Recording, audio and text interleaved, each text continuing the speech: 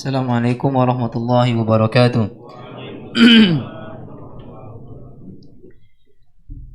Alhamdulillah. Alhamdulillahi rabbil alamin.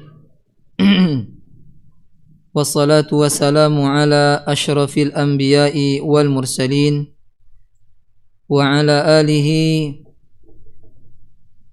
wa ashabihi wa man tabi'ahum bi ihsanin ila yaumiddin, amma ba'du. Ikhwati wa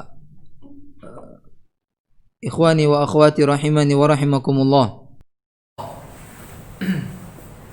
Puji syukur kita panjatkan kepada Allah Subhanahu wa taala. Sampai saat ini kita masih merasakan nikmat di antara nikmat-nikmat Allah Subhanahu wa taala. Di antaranya nikmat bisa bermajlis dalam rangka at-tawasi bil haq, dalam rangka saling menasihati di dalam kebenaran. Lianna dinal Islam, karena agama kita agama Islam, kata Nabi sallallahu alaihi wasallam, ad-dinu an-nasihah. Agama Islam itu adalah nasihat. Wal 'asri innal insana lafi khusrin. Demi masa, demi waktu, sungguhnya seluruh manusia dalam keadaan merugi. Illa alladziina aamanu wa 'amilus shalihat, kecuali orang yang beriman, beramal salih, wa tawassaw bil haqq wa tawassaw bis sabr, saling menasihati, saling berwasiat untuk mengikuti kebenaran dan saling menasihati untuk bersabar. Dan tak lupa salawat dan juga salam senantiasa tercurahkan kepada baginda Rasulullah sallallahu alaihi wasallam, kepada keluarganya, para sahabat dan orang-orang yang mengikuti beliau sampai akhir zaman. Semoga kita termasuk orang-orang yang benar-benar mengikuti Nabi sallallahu alaihi wasallam sampai kita menemui beliau di telaga haud beliau, telaga Al-Kautsar, di hari kiamat nanti. Amin ya rabbal alamin. Kemarin kajian kita tentang ad-da'wah ila syahadati an la ilaha illallah belum selesai. Kita sampai hadis Ibnu Abbas. Hari ini malam ini kita akan membacakan lanjutan bab yang kemarin minggu yang lalu. Walahuma an Sahl ibn Sa'ad. Walahuma yakni al-Imam Bukhari dan Imam Muslim mengeluarkan hadis dari Sahl ibn Sa'ad. Sahl ibn Sa'ad ibn Malik ibn Khalid al-Ansari al-Khazraji as-Sa'idi, sahabiyun syahid, sahabat yang terkenal. Beliau meninggal tahun 88 Hijriah, umurnya lebih dari 100. Umurnya lebih dari 100, karena sebagian sahabat ada umurnya yang dipanjangkan oleh Allah Subhanahu wa taala. Di antaranya Anas ibn Malik pun lebih 103 tahun umur beliau. Ya, anak cucu beliau ratusan. Anak cucu beliau ratusan. Semasa beliau hidup ratusan Anas bin Malik, ya, anaknya meninggal. Bagaimana ya? Yang lainnya banyak sekali. Karena beliau didoakan oleh Nabi sallallahu alaihi wasallam, Allahumma akthir malahu wa waladahu. Ya Allah, banyakkan harta dan anak-anaknya. Terkabul doa Nabi sallallahu alaihi wasallam. Di antara yang panjang umur ini sahabat Sahl ibn Sa'ad ini. Bolehkah kita berdoa panjang umur? Allahumma atil hayatana ala ta'atika. Boleh enggak doa kayak gitu? Boleh. Dengan syarat, ya, berdoa, ya Allah, panjangkan umurku dalam rangka mentaatimu. Dengan panjang-panjang baik. Panjang tiago percuma. Ya, banyak kebuntang di muka bumi. Beliau Sahl ibn Sa'ad radhiyallahu anhu bahwasanya Rasulullah sallallahu alaihi wasallam bersabda yauma Khaybar, bersabda di hari akan terjadinya perang Khaybar. Sebelum berangkat ke Khaybar, sebelum Ma'rakah Khaybar, beliau bersabda memberikan nasihat. Dan Nabi SAW biasa seperti itu, memberikan wejangan sebelum terjadinya peperangan. Peperangan ini akan terjadi di daerah yang disebut Khaybar. Dari kota Madinah sekitar 153 km, sekitar 96 mil dari Madinah. Khaybar disebut Khaybar karena bagusnya tanahnya, subur sekali. Di situ dihuni oleh orang-orang Yahudi. Di situ dihuni oleh orang-orang Yahudi yang mereka berkhianat kepada Rasulullah dan para sahabat. Berkhianat, dan khianat ini bukan perbuatan orang beriman.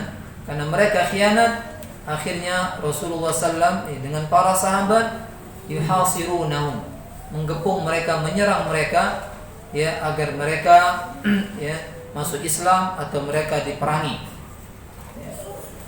Lalu Nabi SAW mengatakan kepada para sahabat, la u'tiyanna ar-raya, sungguh-sungguh aku akan memberikan bendera perang. Karena peperangan itu ditandai dengan bendera. Benderanya Rasulullah SAW aswad, hitam. Guna bendera itu tanda di mana kalah atau tidaknya pasukan tersebut. Di mana bendera itu di mana pasukan Islam maju mundur, menang kalahnya tergantung bendera tersebut. Oleh karena di perang Mu'tah Nabi pernah mengabarkan kepada para sahabat, pertama bendera itu dipegang oleh Ja'far. Ja'far ibn Abi Talib, saudara siapa ini? Ali radhiyallahu anhu. Kata Nabi, jika Ja'far meninggal dunia, bendera akan dipegang oleh siapa? Zaid dulu. Zaid baru Ja'far, kemudian Abdullah ibn Rawi. Setelah itu bendera akan diambil oleh seseorang yang Allah akan menangkan peperangan di perang Mu'tah tersebut. Bayangkan perang, jumlah kita ribuan, musuh 200.000. Kalau kita 30.000, musuh 200.000. Berbanding gak itu? Subhanallah. Tapi kita menang. Jumlah berlipat-lipat menang. Subhanallah, itu para sahabat. Itu yang kita ikuti. Itu yang jadikan panutan buat diri kita. Di perang Tabuk pun seperti itu. Jumlahnya banyak sekali musuh, tetap Allah menangkan. Karena apa? Memiliki kekuatan iman, bukan hanya kekuatan pedang. Iman penting. Ini oleh karena itu kita disuruh mencontoh para sahabat. Kata Allah Subhanahu wa taala, "Wa yattabi' ghayra sabilil mu'minin." Mereka mengikuti jalan selain para sahabat. Kami sesatkan mereka, kami masukkan ke dalam neraka Jahannam. Hati-hati, kita mengikuti mereka karena mereka sudah dipilih oleh Allah Subhanahu wa taala untuk menemani Nabi Muhammad sallallahu alaihi wasallam. Jadi bendera ini muhim sekali, penting di dalam peperangan. Jadi akhir zaman pun seperti itu, di zaman Imam Mahdi, bendera sud, bendera hitam, sauda, yang akan dipakai untuk memerangi orang-orang kufar. Tanda menangnya atau kalahnya kaum muslimin tergantung bendera itu jatuh atau tidak. La u'tiyanna ar-rayah, sungguh-sungguh aku akan memberikan bendera ghadan, besok. Rajulan yuhibbullaha wa rasulah, kepada seseorang yang dia mencintai Allah dan Rasulnya. Nabi ngomong bukan dengan hawa nafsu. Nabi berbicara ini dengan wahyu dari Allah Subhanahu wa taala. Berarti orang ini orang pilihan. Orang yang bakal dikasih Nabi SAW bendera ini bukan sembarang orang. Dapat tazkiyah, rekomendasi langsung dari Allah dan Rasulnya. Tidak sampai situ Nabi memberikan rekomendasi. Banyak orang yang dia cinta Allah, cinta Rasul, belum tentu Allah mencintai dia. Banyak orang ngaku cinta Laila, Laila belum tentu cinta dia. Apa maksudnya? Wa yuhibbuhullahu wa rasuluhu. Allah dan Rasulnya pun mencintai dia. Wa ma yantiqu 'anil hawa in huwa illa wahyu yuha. Nabi tidak berucap dengan hawa nafsu, melainkan wahyu yang diwahyukan kepadanya. Siapa orang ini? Yaftahullahu 'ala yadayhi. Allah akan menangkan peperangan Khaybar ini lewat kedua tangannya. Subhanallah. Berarti peperangan ini pasti menang. Fabatan nas yadukuna lailatahum ayyuhum yu'taha. Bermalamlah para sahabat kaum muslimin, mereka berbincang-bincang, siapa budak yang dapat bendera ini? Siapa yang akan dikasihkan bendera ini? Begitu para sahabat. Jika ada sesuatu yang itu berharga sekali, mereka rebutan. Bukan masalah dunia yang mereka rebutkan ini. Kata Allah, "Falyatanafasil mutanafisun." Hendaklah kita berlomba-lomba dalam kebaikan surga. Orang kalau sudah dicintai Allah, dicintai Rasulnya, pasti masuk surga. Rebutan sahabat. Siapalah besok ninjuk ini, aku atau ente atau dia. Ini rame-rame mereka ini bergadang. Kalau kita bergadang main catur, main golf, main remi. Ini dah begadang itu. Siapalah dapat bendera ini besok, siapalah, subhanallah. Apa yang mereka harapkan? Cinta Allah, cinta Rasul. Jadi kalau dapat berarti saya dicintai Allah, saya juga dicintai Rasulullah. Ya. Falamma asbahu, tatkala pagi hari datang, subuh pagi hari datang, ghadaw ala Rasulullah. Mereka bersegera di waktu pagi itu mendatangi Rasulullah sallallahu alaihi wasallam. Kulluhum yarju ayyutaha. Semuanya berharap mendapatkan bendera tersebut. Datang, aku cari, subhanallah. Tidak ngomong. Berharap itu di dalam hati. Ya. Faqala. Lalu Nabi SAW mengatakan, "Aina Ali bin Abi Thalib?" Mana Ali bin Abi Thalib? Sahabat yang datang berharap dapat bendera, malah yang ditanya enggak datang. Mana Ali bin Abi Thalib? Ya. Faqila huwa yashtaki 'ainaihi. Dikatakan dia yang merasakan sakit di kedua matanya. Yashtaki ay mengeluh sakit kedua matanya karena terkena pasir yang ada di padang pasir. Masuk sakit matanya. Bukan bentitan ya, bukan belekan. Ya, sakit mata karena kemasukan pasir. Bayangkan antum, pernah ada antum kemasukan pasir? Sakit ya? Menyut. Ya, ini pasir di padang pasir ini. Ya, saya pernah mengalami ya dulu kala bimbing itu umroh ya. Itu padang pasir, subhanallah, jika ditiup angin itu cawang nunu sampah, asap. Nah itu kena mata. Wajar tak sakit? Wajar. Ya. Wajar, bukan kena cabai. Ya. Kena cabai, sabun dikit hilang. Ini sakit yang mengeluh, sakit. Mana nak nyingok? Susah. Ya. Faqila wa yashtaki 'ainaihi fa arsalu ilaihi. Lalu para sahabat mengutus seseorang kepada dia, kepada Ali radhiyallahu an, fa utiya bihi. Lalu didatangkanlah Ali bin Abi Thalib, dibawa. Kalau dibawa berarti dia matanya benar-benar sakit. Fa basaqa fi 'ainaihi. Lalu Nabi meludah di kedua mata Ali. Jangan coba-coba. Ya, bukan ponari ya. Ini Nabi. Karena Nabi apa yang ada pada dirinya semuanya berkah. Rambut Nabi ya, berkah. Apa yang ada pada dirinya berkah. Ludah Nabi ya, berkah. Kalau Nabi mengeluarkan ludah tidak nyampak ke tanah. Nyampak ke mana? Ke tangan para sahabat. Belap-lapan mereka. Lalu kita beludah mampu sengah anak lah. Ya. Nah dikit dari ini mampu. Nabi wangi, keringatnya wangi. Subhanallah. Ya. Rambut beliau, ada seorang sahabat yang menyimpan rambut Nabi SAW. Kalau nggak salah yang dia dapati di cangkir Nabi SAW, yang dia jaga. Lalu dia didoakan Nabi SAW, tidak tua-tua, umurnya pucuk 50 tapi rainya 18 tahun. Lupa saya namanya. Ya subhanallah. Didoakan Nabi, itu doakan Nabi. Kalau kita yang doa tidak tahu jadi apa. Nabi yang doa itu. Nah berkah Nabi SAW. Nah ini wong kadang, aku ni cak Nabi juga betul. Keturunan Cengho. Aku jauh dekati. Ini hanya khususnya Nabi SAW. Khususnya itu khusus Nabi SAW. Dekati pada umatnya ini. Ya, dekati kalau Ustaz minum aqua, walaupun dia keturunan Nabi ni, tulen turunan Nabi. Bin Nabi Muhammad SAW. Dia minum. Itu.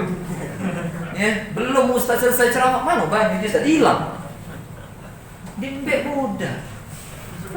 Katanya bekas bebe Ustaz itu berkah ada kate itu. Berkah itu hanya pada Nabi Muhammad sallallahu alaihi wasallam. Para nabi saja. Kita ada kate, nah sehebat kedudukan kita ada kate berkah bekas bebe itu. Ini neret ke aqua banyak-banyak. Kena percikan aura Ustaz itu, kena berkah kalau banyak. Manu, banyak ini sekarang lah mulai. Melo-melo iya atas itu. Memang lah mulai pula itu. Ceramah mulai mau aqua mau apa. Tidak ada. Lado kan, nanya kan? Ada yang masih jerigen, salah-salah. Itu apa enggak?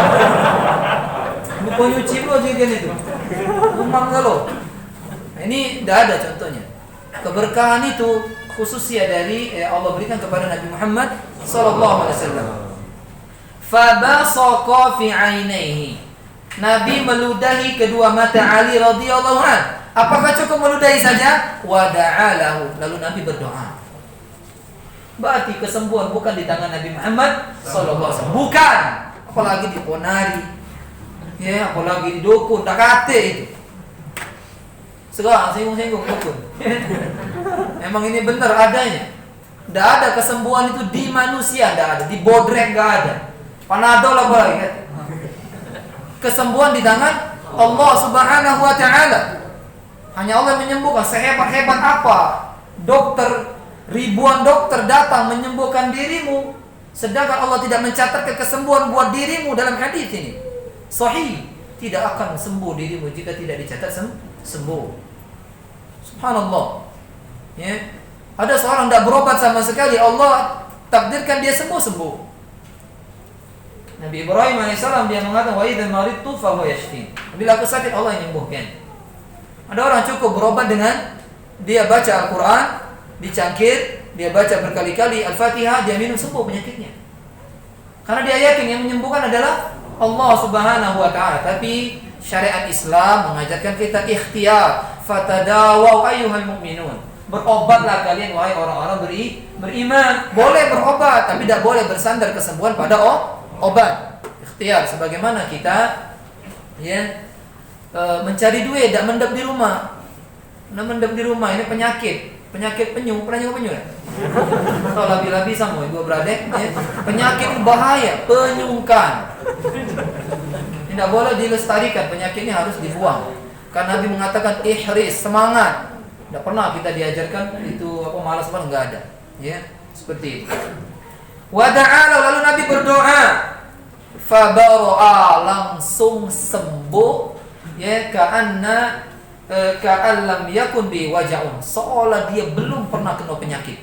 Sembuh total. Seolah tidak pernah matonya kena apa-apa. Ya, diriwayatkan bahwasanya Ali setelah mendapatkan doa dari Nabi, nak kena apa be matonya tidak sakit lagi. Setelah doa dari Nabi tadi. Masya Allah. Ya, doa Nabi tidak sebatas itu be, makbul terus. Azim. Doa Nabi Muhammad sallallahu alaihi wasallam. Dan beruntung sekali orang-orang yang mendapatkan doa Nabi Muhammad sallallahu alaihi wasallam. Fa'atahu ar-raya. Yang sahabat tadi pengen galau, ternyata Nabi setelah melakukan itu kepada Ali, nih Ali benderanya. Oh, Masya Allah. Ya, dari sini kita ambil faedah, ya, bahwasanya wajib seorang beriman kepada takdir. Ya, seorang yang tidak berusaha menginginkan sesuatu mendapatkan apa yang diusahakan oleh orang yang menginginkan. Apa maksudnya? Orang berusaha, mana aku dapat darah, tidak dikasih Allah. Yang tidur kesakitan, tidak terpikir sama, bahkan tidak mendengar kabar dari Nabi tadi, mendapatkan itu. Maksudnya apa? Rezeki itu tidak akan dipatok ayam, tidak akan diambil orang lain. Ini wajib ditanamkan dalam hati kita. Dan juga harus kita yakini, rezeki itu engkau cari dengan cara halal, engkau cari dengan cara haram, semua itulah tidak akan berubah. Makanya ya fatibu, perbaikilah dalam kalian mencari uang. Ya, seperti itu. Jangan sampai kita mencari yang haram. Ya, gara-gara itu berarti kita tidak mengimani ya takdir. Tidak mengimani takdir kufur. Maksud kufur ini tidak dianggap Islam. Karena mengimani takdir adalah rukun iman. Salah satu rukun iman hilang pada diri seseorang, maka dia bukan orang Islam. Jika dia bukan orang Islam, maka seluruh amalnya sebanyak apapun dia kerjakan tidak diterima oleh Allah Subhanahu wa taala. Sebagaimana dijelaskan dalam hadis Ibnu Umar radhiyallahu an, tatkala dikabarkan bahwasanya ada di Irak sana orang-orang yang mereka bermasalah dalam masalah takdir, menolak takdir nggak ada katanya. Lalu Ibnu Umar mengatakan statement, mengucapkan sebuah ucapan, ya, bahwasanya jikalau mereka bersedekah dengan emas sebesar gunung Uhud besar amat, gunung paling besar di kota Madinah. Kalau seandainya mereka sedekah sebesar gunung Uhud emas, Allah tidak akan terima sampai mereka mengimani adanya takdir baik dan buruknya. Bukan hanya baik saja, baik dan buruknya semuanya atas kehendak Allah Subhanahu wa taala. Nanti ada khusus bab takdir dalam ini, dalam kitab tauhid ini. Lalu Nabi setelah memberikan ar-rayah, bendera, Nabi mengatakan kepada Ali, unfud ala rislik, imdi, berjalanlah engkau ala rislik dengan tenang. Ini menunjukkan ketergesa bukan sifat orang muslim. Jangan tergesa. Apa bahasa kita tergesa-gesa? Gancang. Terkaca-kaca. Kalau gancang bagus. Terkaca-kaca. Ya, bukan sifat orang muslim. Kata Nabi, al-ajalatu minasyaitan. Terkaca-kaca berbuatan syaitan. Itu sebut kita baik ya. Bagi antum muat hadis Nabi bersabda terkaca-kaca, bingung orang ya membacanya. Ya, seperti itu. Unfud ala rislik, berjalanlah dengan tenang hatta tanzila bisahatihim, sampai engkau ya singgah di negeri mereka, singgah di halaman rumah mereka, singgah di benteng-benteng mereka. Saha itu artinya fina al-bait, halaman rumah, sampai kau di negeri mereka. Berjalan sampai di Khaybar. Karena Khaybar ini, subhanallah ya, ini kehebatan Allah Subhanahu wa taala tentunya, kemudian kehebatan Nabi Muhammad SAW dan juga para sahabat. Yang diserang ini negeri Khaybar memiliki 3 tempat. 3 tempat ini memiliki 8 benteng, dan bentengnya kokoh-kokoh semua. Bayangkan, setiap benteng-benteng memiliki bendungan sendiri-sendiri, memiliki 30 lebih mata air. Benteng-benteng itu. Jadi mereka tidak perlu lagi keluar benteng. Allah kecanggihnya mereka. Jadi orang Yahudi itu dari dulu memang pinter. Wajar Facebook punya dia, Instagram punya dia, paham? Memang cerdas tapi buyan. Cerdas tapi buyan. Kenapa dikatakan buyan? Tidak mau beriman kepada Nabi yang mereka sendiri mengabarkan akan muncul di kota Madinah.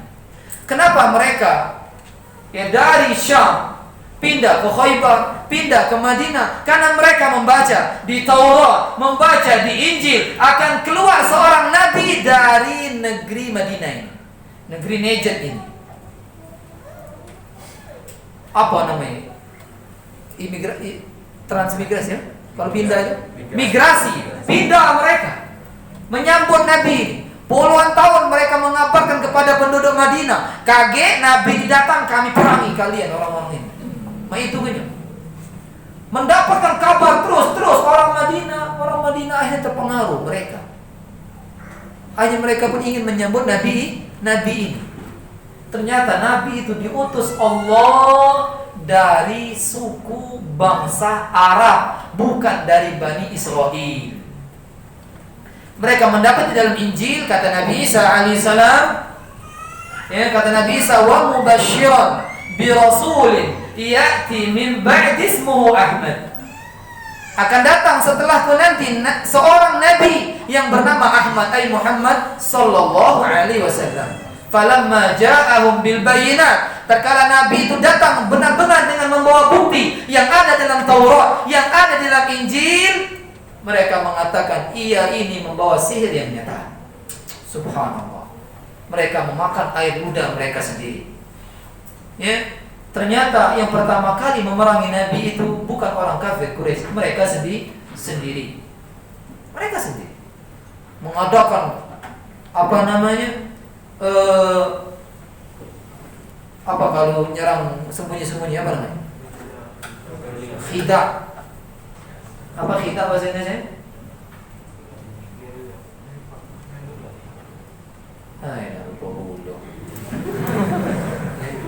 Curang lah ini, curang ya. Khidah. Tapi subhanallah, Nabi Muhammad SAW ada Allah Subhanahu wa ta'ala yang mengabarkan tentang perbuatan mereka, apa yang mereka bisikkan, apa yang mereka bicarakan secara sembunyi-sembunyi, Allah kabarkan kepada Rasulullah sallallahu alaihi wasallam.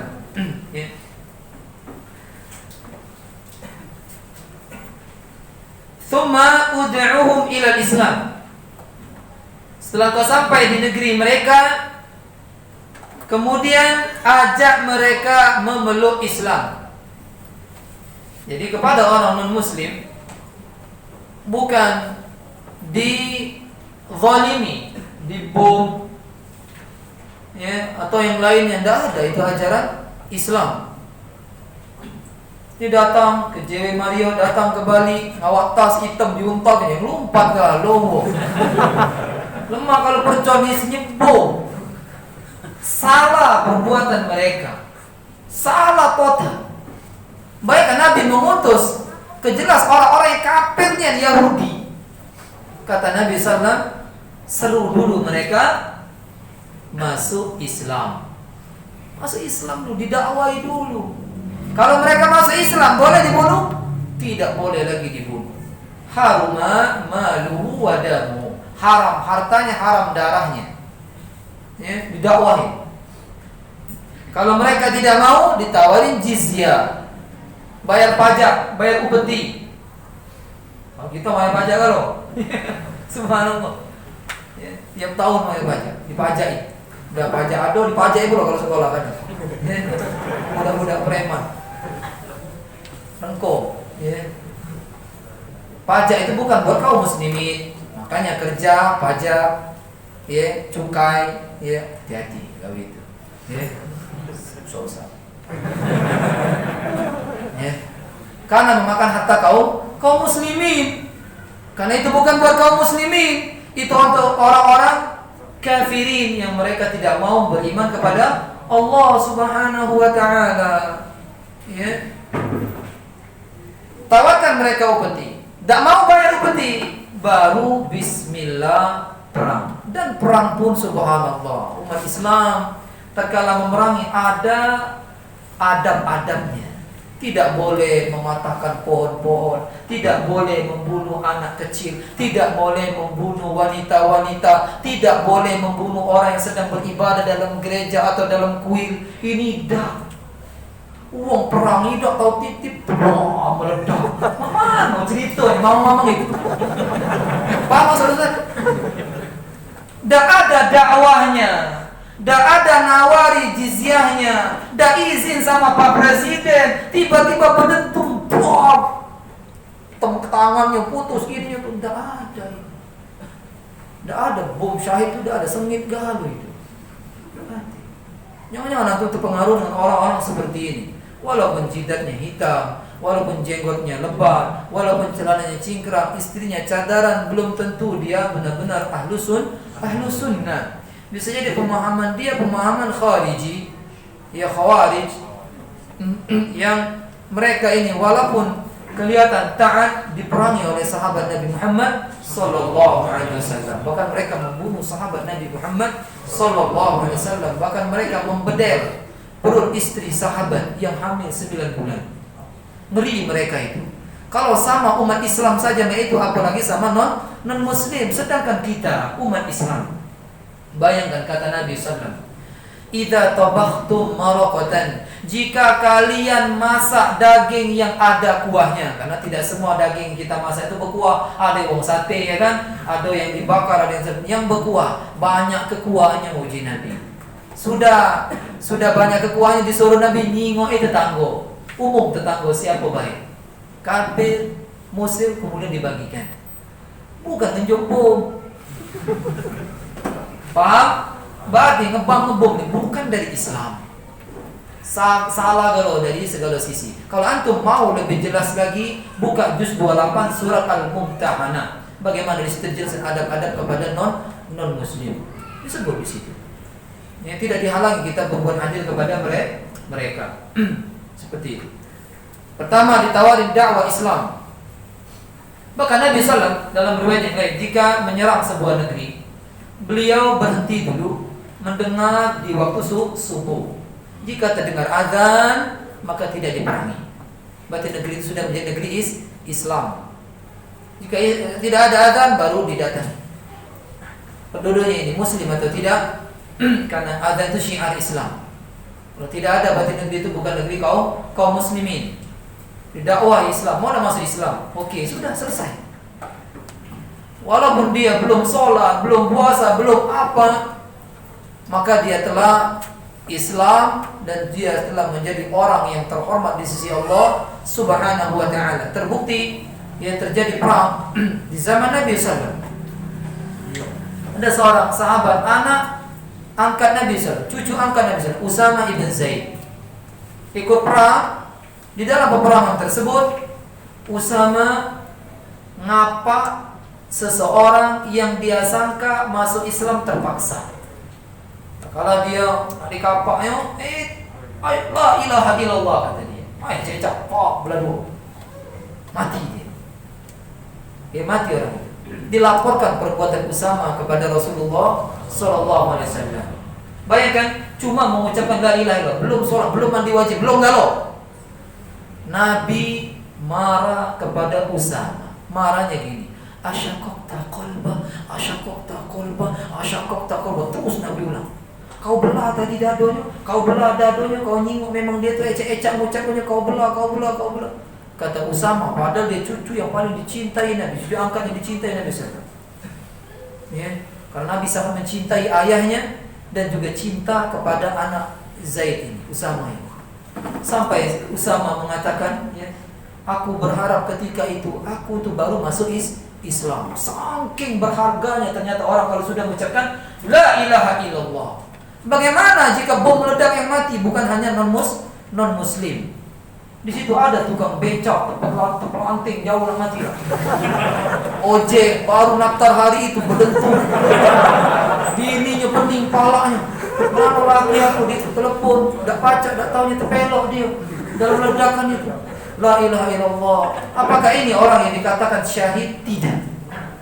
Ini orang yang zalim. Ya, orang yang zalim. Hati-hati, mereka banyak. Lembang pun ada. Hati-hati, jangan terpengaruh dengan perbuatan mereka. Ingat, ketaatan tidak, ya, ada nilainya jika ketaatan itu tidak di atas sunnah Rasulullah sallallahu alaihi wasallam. Kata para imam, ya, sedikit di atas sunnah lebih baik daripada banyak tidak ada contohnya dari Nabi Muhammad sallallahu alaihi wasallam. Wa akhbirhum bima yajibu alaihim min haqqillahi ta'ala. dan kabarkan kepada mereka apa yang wajib atas mereka dari hak-hak Allah Subhanahu wa taala. Apa? Salat. Sudah salat, zakat. Yang wajib kepada mereka disampaikan. Fa wallahi, lalu Nabi bersumpah, demi Allah, la ayahdi Allahu bika rajulan wahidan. Sungguh Allah memberikan hidayah lewat dirimu seorang saja, satu saja. Khairul laka min humrin na'am, maka itu lebih baik buat dirimu daripada engkau mendapatkan unta merah. Kalau sekarang ya, harta yang paling kita cintai, mungkin sebagian kita ngomong HP Oppo yang model yang sudah tingkat tingginya. Ada yang Vivo, ada yang G, ya sejauh kalau itu sudah tuh, ada yang pengen mobil Alfa, ada yang mau mobil apa Lamborghini, ada terus. Pokoknya harta yang paling dia sukai. Kalau dulu yang paling disukai oleh orang-orang Arab, onta merah. Harta yang paling mereka senangi. Berarti mahal sekali unta merah itu. Tidak banyak mereka jumlahnya dan susah mencarinya. Dan itu yang paling mereka cintai, paling mereka sukai. Ini menunjukkan dakwah, ceramah seperti ini kepada muslim, baik kepada non-muslim, khususnya muslim yang belum mengerti masalah Islam, belum tahu. Tak kala mereka tahu, mereka amalkan apa yang mereka tahu tersebut dari seorang yang menyampaikan tersebut, maka orang itu mendapatkan kenikmatan lebih nikmat, lebih baik daripada kenikmatan unta merah, kenikmatan dunia beserta isinya. Lah bagaimana ada seorang dai seperti misalnya Syekh Wahid Abdussalam Bali, seorang ulama Mesir yang disebut singa Afrika. Kenapa disebut singa Afrika? Karena beliau mengislamkan ribuan orang-orang Kristen Nasrani di Afrika. Mana pahala beliau? Subhanallah. Seperti Dr. Zakir Naik. Siapa lagi guru beliau itu? Siapa? Ahmad Didan. Subhanallah. Malah kebanyak pahala mereka ini. Yang paling banyak pahala pertama kali Nabi Muhammad SAW dan para sahabat. Itu yang paling banyak. Karena setiap ada orang yang memeluk Islam, pertama kali yang dapat adalah Nabi Muhammad SAW dan para sahabat. Mereka orang paling kaya dan tidak bisa ditandingi pahala mereka. Oleh karena itu doa kita buat mereka, kalau bisa setiap hari berdoa, Rabbana ighfir lana wa li ikhwanina alladhina sabaquna bil iman wa la taj'al fi qulubina ghilla lil ladzina amanu rabbana innaka ra'ufur rahim. Ya Allah, ampuni dosa kami, ampuni juga dosa-dosa orang yang lebih dulu masuk Islam daripada kami, itu para sahabat, tabi'in dan tabi'in. Ya Allah, jangan Engkau jadikan di dalam hati kami ada iri dengki kepada mereka.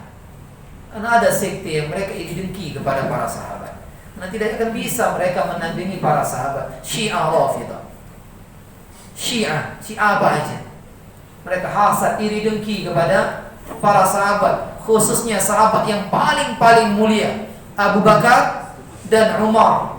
Abu Bakar radhiyallahu anhu di sisi ahli sunnah wal jamaah kaum muslimin, keimanan beliau ya jika ditimbang dengan keimanan penduduk muka bumi ini dari zaman Nabi Adam sampai hari kiamat kelak selain para nabi, itu lebih berat iman Abu Bakar. Tapi orang Syiah mengatakan yang paling kafir Abu Bakar. Karena Abu Bakar adalah berhalanya orang kafir Quraisy. Astaghfirullahaladzim. Siapa anak Abu Bakar? Aisyah. Aisyah istri siapa? Nabi Muhammad SAW. Apakah Nabi menikah dengan seorang wanita anak dari orang yang kafir banget? Oleh karena itu mereka mengatakan Aisyah itu bezina, kata orang Syiah. Madai Nabi kita kawin sama besi. Marah dah antum. Marah antum dengar main? Marah. Tapi mereka tengok setiap Asyura mereka merayakan itu.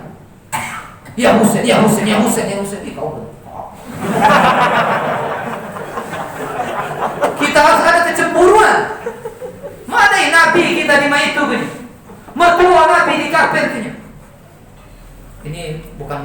Jadi tahu baik kita tuh kalau Nabi kita di itu gitu, kita harus beringat sedikit, bukan beringat ngajak bala, bukan. Kita harus ada kecemburuan. Ya, ini nabinya digang, biasa baik kayak muda ini. Nabi kalau dihina nyawa kita ketenjuk. Nah itu bini Nabi itu mak kita lelek. Padahal istri Nabi semuanya 9 itu haram dinikahi oleh kaum muslimin sampai hari kiamat. Tidak boleh dinikahi. Karena itu ibu kita sendiri. Dan mereka kafirkan semuanya. Istri-istri Nabi Muhammad SAW. Yang dia kafirkan adalah yang paling dicintai Nabi setelah Khadijah. Masya Allah. Ya, Aisyah radhiyallahu anha. Kata Imam ya, Ahmad Ibn Abdus Salam Ibn Abdul Halim, beliau mengatakan Syiah ini lebih buruk dari orang Yahudi, lebih buruk dari orang Nasrani. Ya, dari mana? Dari ya, jika mereka ditanya, dengarkan. Ya, tutup dengan ini dulu ya untuk nanti kita sambung. Orang Yahudi jika ditanya, siapa orang yang paling baik di zaman Nabi Musa? Ya, orang Yahudi menjawab sahabat-sahabat Nabi Musa, orang yang paling baik. Ditanya orang Nasrani, siapa orang yang paling baik di zaman Nabi Isa? Sahabat-sahabat Nabi Isa. Tanya orang Syiah, siapa orang yang paling buruk di muka bumi? Sahabat Nabi Muhammad SAW. Kafir kalau kecuali 3 wong. La ilaha illallah. Tapi di Indonesia dimudah ke banget, dilegal ke. Hati-hati. Ya, kita jadi korbannya. Tengoklah Iran, tengoklah Irak, tengoklah Suriah, tengoklah sekarang Yaman. Indonesia nak dicuba. Hati-hati. Kita berdoa terus. Ya, bukan ngajar ibu, bukan, menunjuk tahu baik. Bahaya. Ya, antum tengok dulu videonya di mana kaum muslimin dikubur hidup. Tidak dimati, hidup ditelanjang bulat dikubur. Galak kita nama itu. Jangan. Di kemarin 10 Asyura banyak ternyata di Indonesia ini. Na'udzubillah min dzalik. Semoga pemerintah bergerak ya agar bertindak kepada mereka ya, agar mereka ini disuruh bertaubat, memegang Islam benar-benar secara sempurna, bukan ya sekte yang sesat menyesatkan seperti itu. Ya, insyaallah kita lanjutkan habis. Assalamualaikum warahmatullahi wabarakatuh.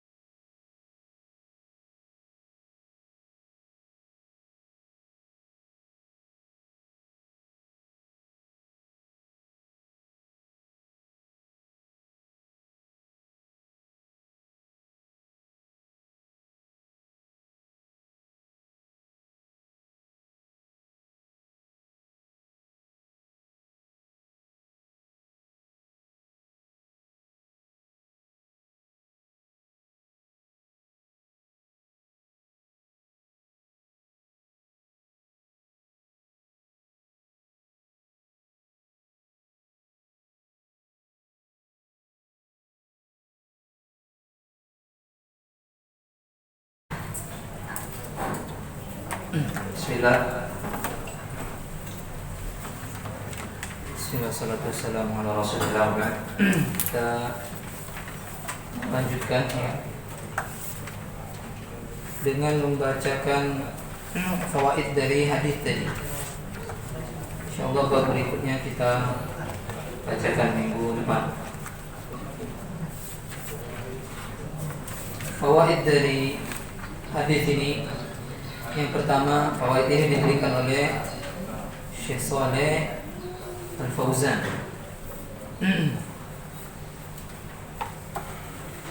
Yang pertama, fadilatun zahiratun li Ali ibn Abi Thalib radhiyallahu anhu.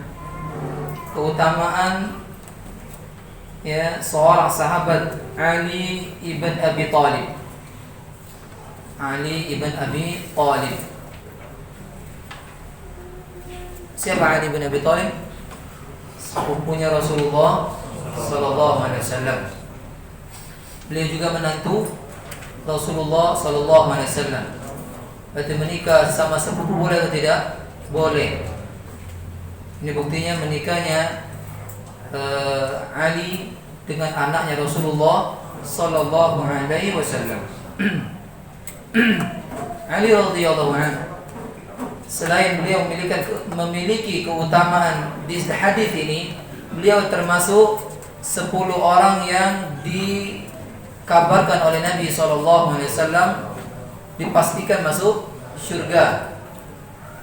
Kemudian beliau juga ya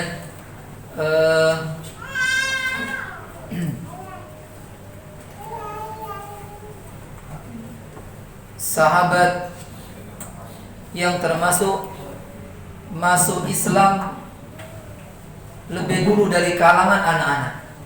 Beliau termasuk minas sabiqin al-awwalin, yang disebutkan dalam Al-Quran surat At-Taubah. Was-sabiqun al-awwaluna minal muhajirina wal ansar. Beliau juga termasuk orang yang disuruh Nabi berpegang teguh kepada sunnah beliau.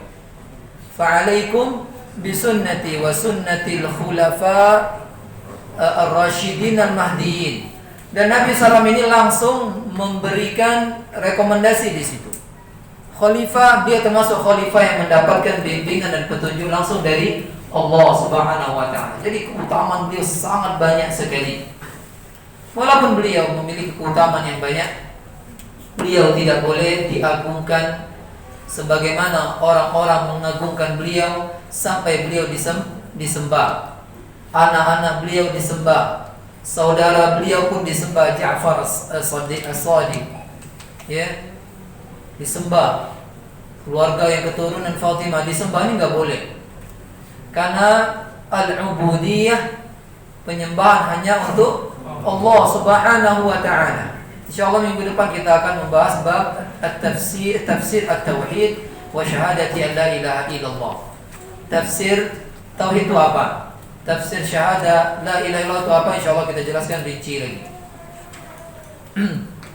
Secara umum para sahabat, ya, sebelum kita menjelaskan rinci-rincinya itu seperti ini, sebelumnya para sahabat itu semuanya mendapatkan jaminan dari Allah Subhanahu wa taala syurga. Allah katakan radhiyallahu anhum wa radu anhu. Kata Allah Subhanahu wa taala dalam surah Al-Hadid, wa kullan wa'adallahu al-husna. Seluruh sahabat yang masuk Islam sebelum Fathu Makkah dan juga yang masuk Islam setelah Fathu Makkah, semuanya kami janjikan syurga. Allah katakan innallaha la yukhliful mi'ad. Allah tidak pernah menyelisihi janji.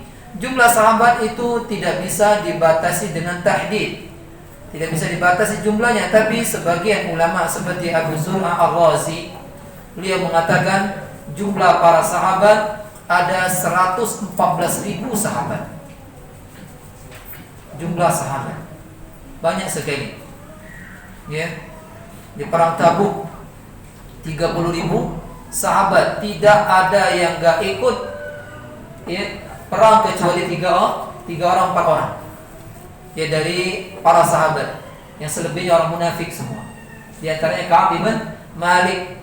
Itulah turunnya surat At-Taubah. Diterimanya taubatnya Ka'ab bin Malik dan 2 temannya lagi. Subhanallah. Kemudian dibilangkan dengan jumlah-jumlah yang lainnya, anak-anak mereka, istri-istri mereka, ya sekitar itu jumlahnya. Tidak jauh dari apa yang diterka oleh Imam Abu Zur'ah Ar-Razi, 114.000 sahabat. Tidak jauh beda dengan jumlah para anbiya, 124.000 nabi. Subhanallah. Azim sekali. Azim sekali. Ya, para nabi yang semua dijamin surga, ya, para sahabat juga dikasih janji oleh Allah surga, tapi derajat mereka di surga berbeda-beda. Yang kedua, itsbat anna Allah yuhibbu awliya'ah mahabbatan taliqu bi jalalihi kasairi sifatihi al-muqaddasatil karimah. Penetapan bahwasanya Allah mencintai para wali. Berarti Allah memiliki sifat mencintai sesuai dengan keagungan Allah Subhanahu wa taala.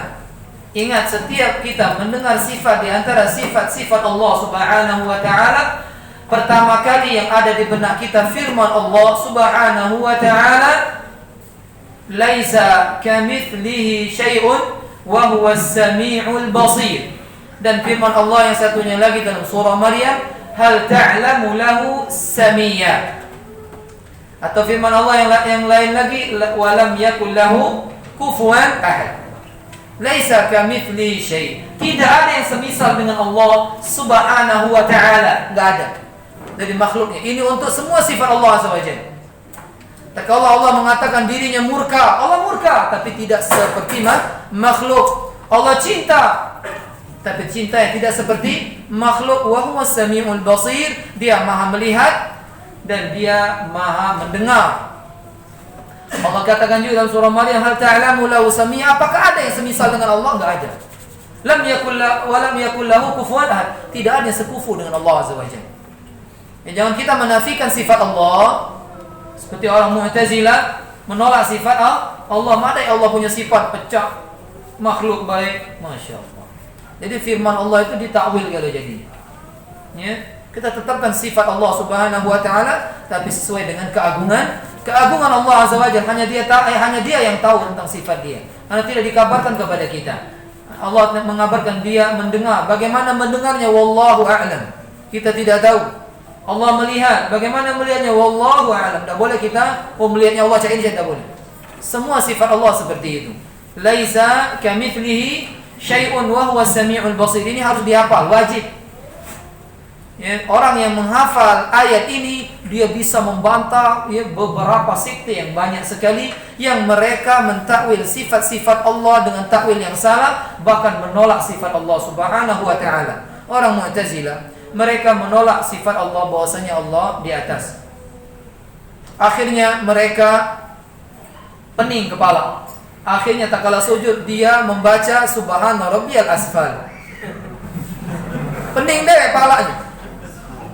Terkala ingin mensucikan Allah dengan mentakwil menolak sifat Allah, akhirnya jatuh kepada yang lebih parah.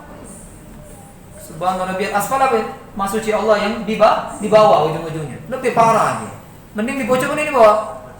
Allah di atas. Yang namanya di atas itu menunjukkan keagungan, ya, ketinggian. Allah di atas. Yang ngomong di atas siapa? Allah sendiri. Ar-Rahmanu 'alal arsy istawa. Aamintum man fis sama? Apakah kalian merasa aman dengan zat yang ada di pojok langit? Yang ngomong di pojok langit siapa? Allah. Siapa lagi kita nak minta jelas tentang sifat Allah Azza wa Jalla kalau tidak sama Allah Azza. Disebutkan dalam kitab Aqidah Wasithiyah, kita mengimani sifat-sifat Allah kama wasafa bihi nafsahu wa kama wasafa bihi rasuluhu. Kita itu mensifati Allah sebagaimana Allah mensifati dirinya dan Rasulullah mensifati dirinya. Karena kita tidak akan tahu tentang sifat-sifat Allah kecuali dari Allah sendiri atau dari utusan Dia yang menjelaskan tersebut. Paham? Ya. Yang ketiga, hirsus sahabati 'alal khair. Semangatnya sahabat untuk mendapatkan kebaikan dan berlomba-lomba mereka untuk mengamalkan amal soleh. Begitu sifat sahabat.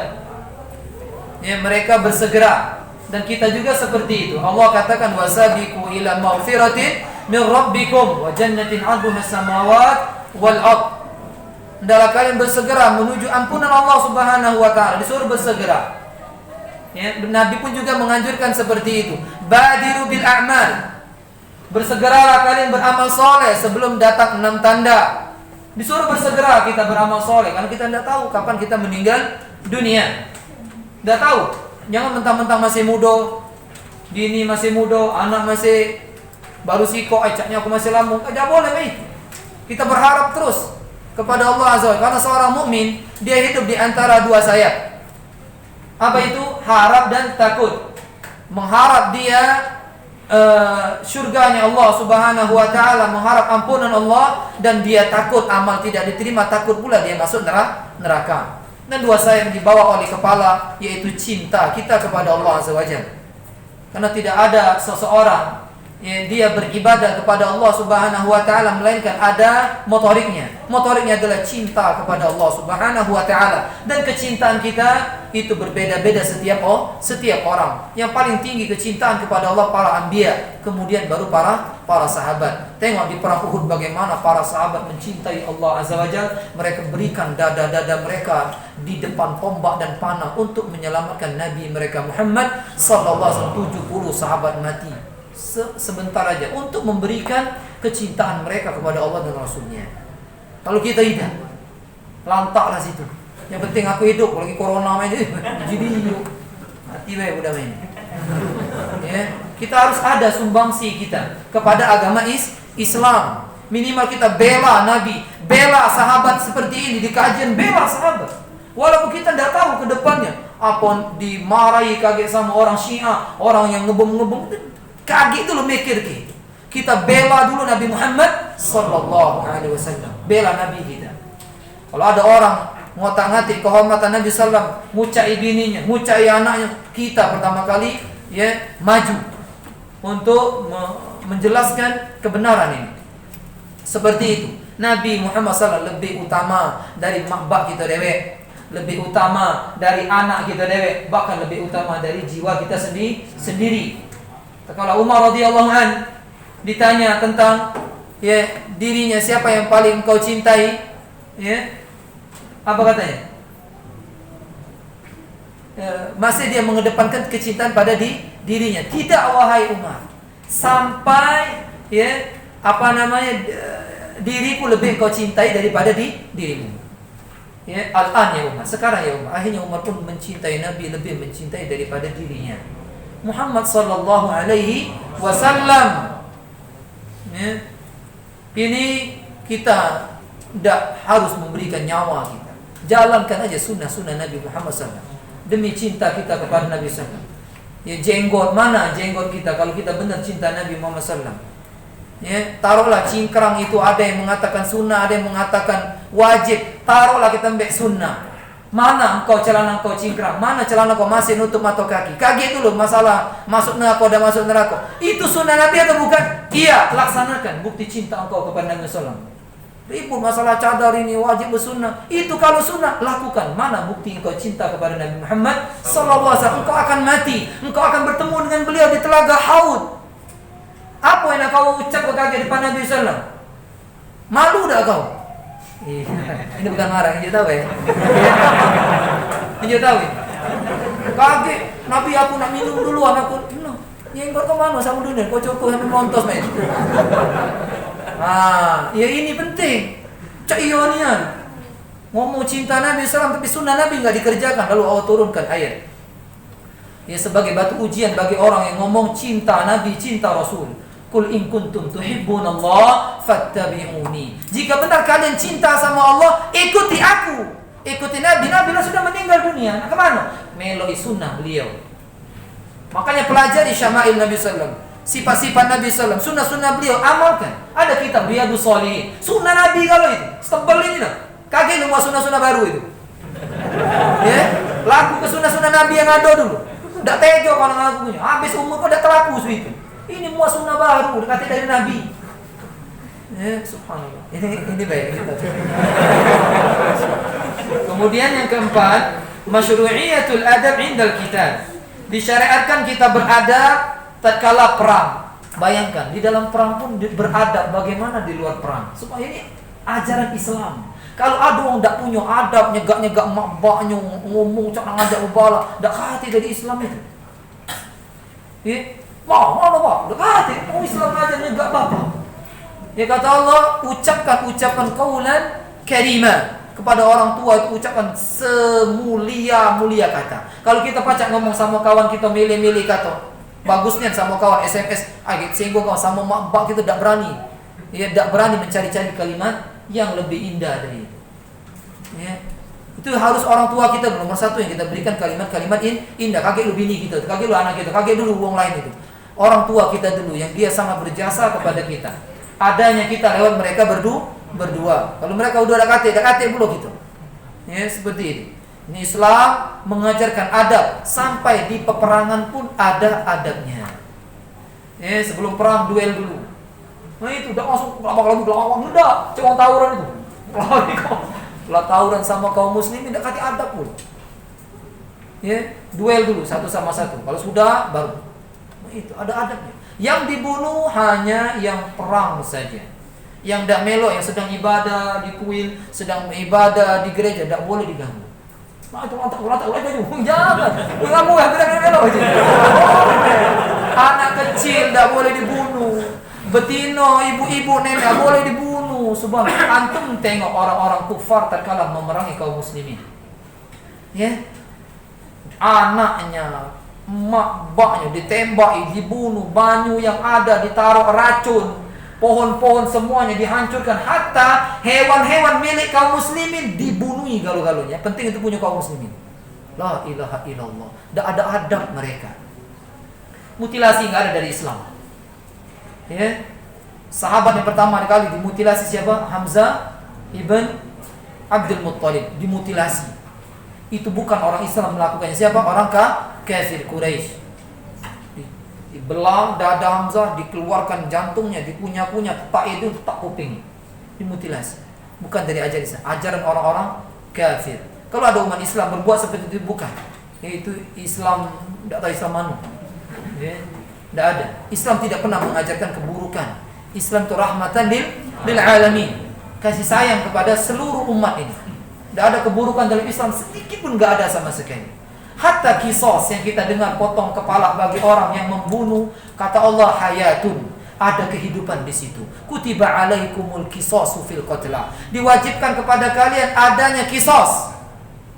Ya, kehidupan buat kalian. Bukti nyata kita lihat, kita dengar. Bagaimana tengok negara yang menerapkan kisos, mikir ribuan kali orang ingin membunuh. Tengok negara yang punya patung bebas itu. Sehari puluhan bahkan ratusan orang bisa dia bunuh. Tidak ada kehidupan di negara mereka. Itu paham maksudnya? Islam tidak ada keburukan sama sekali di dalamnya. Kalau ada orang mencari-cari celah Islam tidak akan ketemu sama sekali. Adapun umatnya beda. Di Indonesia yang maling umat Islam, yang bebala lujak umat Islam. Lah kau nyinggo di Indonesia, kau nyinggo di Kanada, nyinggo di Meksiko, bertemban siapa itu? Yang nyual narkoba siapa? Nak orang Islam situ. Mau nggak mau lo? Baik itu. Umatnya ya tergantung. Adapun agamanya tidak akan pernah salah karena agama yang menurunkan siapa? Allah Al-Haq, yang maha benar. Tidak akan ada salah di dalam Islam. Islam dijelekkan di Eropa, dijelekkan di benua Amerika, tetap kita kata Islam baik. Ya, terbukti sekarang mereka baru sadar Islam itu agama rahmatan lil alamin. Berbondong-bondong mereka masuk Islam di Jerman, di Amerika, di Thailand, di Vietnam, masuk Islam sekarang dan membuktikan tanda kebenaran sabda Rasulullah sallallahu alaihi wasallam di akhir zaman Islam akan dipeluk. Ya, dipeluk oleh orang-orang non-muslim. Terbukti huwa alladzi arsala rasulahu bil huda wa dinil haqq liyudhhirahu 'ala dini kulli walau karihal musyrikun. Dialah Allah yang akan menampakkan agama Islam di seluruh agama. Walaupun orang berusaha mematikan, yuriduna liyutfi'u nurallah, mereka berusaha mematikan cahaya Allah, agama Islam ini Allah tidak akan hidupkan. Tengok antum di Eropa ya.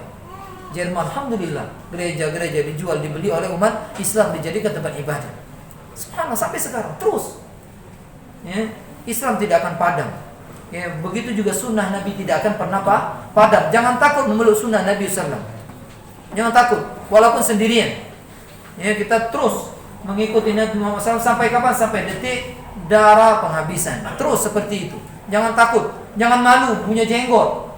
Jangan malu kita dikata ke, apa kau mirip-mirip inggoran kawan aku? Nah, tahu jenggot dekat ngatoi pula. Ya, jangan. Ingat, ngatoi orang yang melakukan sunnah. Ingat, dengarkan. Mengatoi orang yang melakukan sunnah bisa menyebabkan orang yang ngata-ngata itu keluar langsung dari Islam. Walaupun cuma hanya main-main jenggot. Jenggot kau nih. Ya, ujung nanti kan? Caranya? Nah. Ya, sabar baik kalau main itu. Sabar, tetap. Sabar. Kalau dia narik baru lain. Kalau dia main-main kan sabar, karena sabar nggak ada batasnya.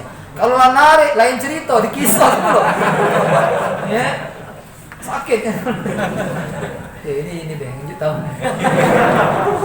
Yang kelima, sampai jam 8 saja. Amrul imam ummalau birrifqi wallin. Hendaklah para pemimpin imam memerintahkan para pekerjanya untuk berbuat rifqi, lembut. Kata Nabi SAW, inna rifqa la yazalu fi syai'in illa zana. Tidaklah sifat lemah lembut ada pada sesuatu, pasti menghiasnya. Dan tidak ada dicabut dari sesuatu, pasti akan merusaknya. Sifat lembut dari umat Islam, lembut. Ya. Ingat, perkataan kasar belum tentu orang itu dikatakan kasar. Ya. Tergantung pada tempatnya. Tetap dikatakan dia lembut, walaupun dia misalnya dakwah dengan kalimat yang menggelegar, tetap dikatakan lembut. Ini lemah lembut, tergantung pada tempatnya. Sifat lemah lembut ini harus kita miliki dan kita pelajari. Kalau kita orang Palembang biasa ngomong nyegah-nyegah, pacak dipelajari. Ya. Barang siapa yang belajar ilmu maka dia akan mendapatkan ilmu. Man tahallama, barang siapa yang berusaha berbuat lembut maka dia akan bisa lemah lembut. Seperti itu. Buktinya tengok, ada orang Jawa lembut, ya kan? Orang Madinah lembut, orang Makkah beda, agak keras sedikit. Orang Palembang, ya, subhanallah. Ya. Pernah aku coba dulu nelpon ibu pakai bahasa makin ada uangnya bu, pengen belajar. Nah, gitu kan? Besar dikit ngomong kau tuh. Berarti diambil dari situ faidah. Kedurhakaan kepada orang tua dilihat adat istiadat. Kalau di Jawa kita ngomong keras durhaka, di Palembang belum tentu. Terkadang kita ngomong lembetnya itu jadi durhaka. Kau main kaku maksudnya seperti itu. Ya, pun di Medan sama, keras kalau ngomongnya. Ya, ngomong di sana terdengar di sini, tidak perlu pakai speaker lagi. Ya, seperti itu. Palembang juga main. Jadi dilihat dari adat istiadat. Makanya di kaidah fikih al-adat muhakkamah, adat itu juga bisa menjadi hukum. Nah. Yang keenam, wujub dakwah ila Islam. Wajib berdakwah kepada agama Islam. La siyama qabla qitalil kufar. Lebih-lebih lagi sebelum memerangi orang kufar. Dakwahin dulu kepada Islam. Ya, didakwahi dulu kepada Islam. Yang ketujuh, bahwasanya orang yang tidak mau menerima dakwah Islam dari orang-orang yang belum memeluk Islam, maka diperangi mereka sampai mereka memeluk Islam, sampai mereka mengucapkan la ilaha illallah. Ini bukan kekasaran, ini bukan kekejaman, kekerasan. Dengan mereka diperangi, mereka masuk Islam, mereka selamat dunia akhirat. Buktinya Afrika diperangi jadi negeri Islam. Ya, Syam yang dulu negeri Nasara diperangi semua jadi negeri Islam. Seperti itu. Turki, ya, Romawi Timur diperangi masuk Islam. Seperti itu. Sehingga mereka selamat dunia akhirat. Seperti Yordan diperangi oleh sahabat Abdullah ibn Sa'ad, ya, yang jadi pemimpinnya di waktu itu tanpa ada peperangan. Mereka melihat kekuasaan Islam, langsung masuk Islam semuanya. Melihat kehebatan umat Islam, masuk Islam semuanya tanpa diperangi. Yordan, Urdun, subhanallah. Ya. Jadi memerangi itu jangan dilihat, Islam ini hobi dan perang, tidak. Dengan itu, ya, orang berpindah dari menyembah sesama makhluk menuju menyembah Rabb yang menciptakan semesta. Daripada engkau hidup menyembah tikus, nyembah ulo banyu, ulo kobra, ulo berot, mending engkau menyembah Allah Rabbul Alamin. Ya, di sana ulo kobra, kalau ada ulo berot disembah juga pasti. Ulo teduh. Ya. Yang ke-8, bahwasanya dakwah itu hendaklah bitadrij. Dakwah itu hendaklah tadrij. Step by step, benar tak bahasanya? Ya, tahap bertahap. Ya. Dakwah itu disuruh orang kufar masuk Islam. Kalau tidak mau masuk Islam, bayar upeti, pajak. Kalau tidak mau baru diperangi. Yang terakhir, keutamaan berdakwah kepada Islam. Karena berdakwah kepada Islam memiliki kebaikan bagi yang didakwahi pun kebaikan bagi yang berdakwah. Yang berdakwah mendapatkan pahala dan pahalanya menjadi pahala jariyah, dan yang didakwahi mendapatkan hidayah. Ya. Ini saja, kita tidak mengambil tanya jawab.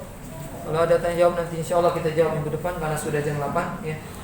Kita punya di rumah ya. Udah cukup kita tutup langsung. Sebelum saya tutup, setelah ditutup langsung bubar ya, langsung pulang. Yang sudah berjajan nak meraktir kawannya bawa balik guys ya. Subhanakallahumma bihamdika asyhadu an la ilaha illa anta astaghfiruka wa atubu ilaik. Assalamualaikum warahmatullahi wabarakatuh. Waalaikumsalam.